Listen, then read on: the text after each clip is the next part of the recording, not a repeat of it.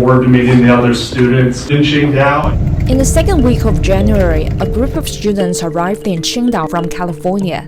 Their presence comes as a tie sworn between the two countries after geopolitical tensions in recent years.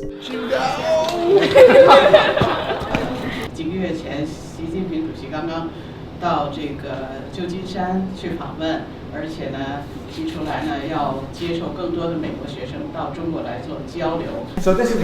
A welcome banner greeted them as they arrived, with the words, "The future lies with the youth." One of them quickly recognized where the words come from. President Xi's words. How do you know it? President Xi said this after his meeting with President Biden. In San Francisco. In San Francisco, yes. Very monumental moment. Curious to understand the meaning behind the words, I set out on a journey with these American students. Despite traveling more than 30 hours, the group feels excited at every turn, even when coming across seemingly ordinary things like shopping malls. It's a mall. Look at it, it's like bright. I would say everything in China is just like really big. It's huge. With glowing lights passing the bus window. Pretty. Oh my god! And commonplace water scenery. I got bridge. Apparently, these young minds look forward to more discoveries in the days to come. I believe this is just a very good start of many future returns of you and also your friends and family. Undergoing a journey through traditional culture, cutting-edge technology, from academia to everyday life. What surprises me is that despite coming from a country with the world's biggest economy and without any political or business agendas, they never hesitate to shower praise on every aspect of China's development. When they experience Qingdao's automated port up close, very impressive. Very speechless. I've never seen anything like this. Because we have some automated ports in Long Beach, but this is 100%. And I wish that all the ports around the world had this kind of technology. when watching shows of robots made by Chinese students,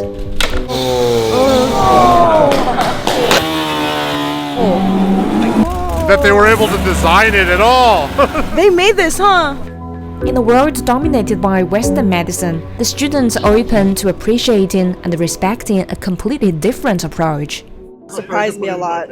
And everything they said, it was mostly correct. It's accurate. She was like, "Oh, do you like wake up in the midnight?" I was like, "Yeah." I was like, "How did you know?" And she asked me, "Oh, is my period coming soon?" I was like, "Yeah, how do you know?" It's not like she was giving me a prescription, but she was telling me to take care of myself and like my mental state and well-being. So I really like Chinese medicine. I think I'm moving forward. I think I'm going to be incorporating that within my regimen more. When coming across a morning I can't market wait to go and see it. with shared electric bikes, For 15 minutes. Wow. That's so good. That's good. Can we try these? the students find everyday life fascinating, not to mention the culinary delights on every corner. Given their reactions, I wonder if China's country completely new to them, despite the internet making information and knowledge easier to access than ever. But later I gained some insights. Really, I think pictures don't do China justice. When you're actually here, it just feels a lot different. It's just like in person, it's totally different.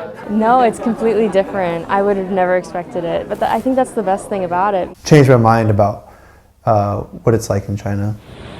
Since the APEC summit meeting between Chinese President Xi Jinping and the U.S. President Joe Biden in San Francisco in November, a wave of student groups from American universities are visiting cities across China, including Beijing, Shanghai, Chengdu, and Qingdao. While competition remains a dominant theme of bilateral ties, people-to-people exchanges are clearly increasing. I think for everyday people, like people who just live in Qingdao, people who live in Long Beach, to have a relationship outside of President Xi and President Biden, it's important for people, real people, to have a connection rather than just the countries. At first, I thought the student trip was funded by the Chinese government or all through scholarships from universities.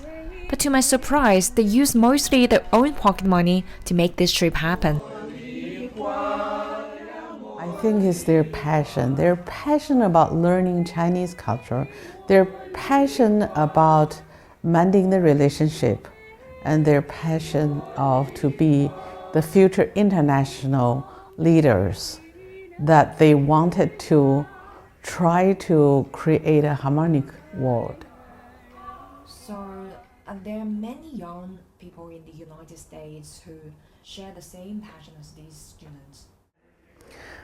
No, I should say it's not quite many, but these students, they are willing to be the first group of people, and they wanted to use their experience to tell their family members, to tell their friends what real China is about.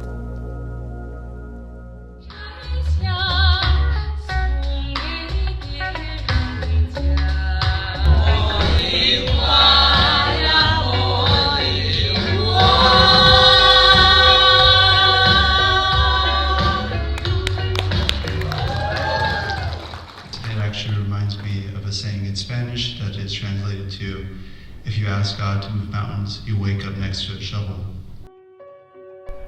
Renee's farewell speech reminds me of a common saying in China. The journey of 1,000 miles begins with a single step. Their presence in the country is only a modest step towards strengthening ties between the nations. But it's possible the seeds planted in the heart could one day sprout, influencing the future in significant ways. You can't just simply ask for great things to happen. You have to do it yourself. You have to make it work.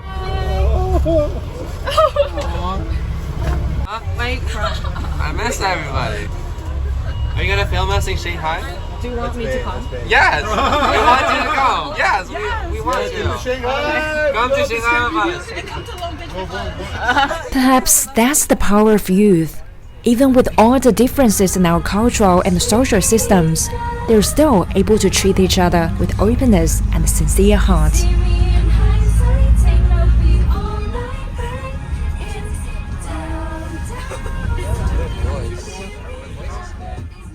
Good man. You're a good man. How are you?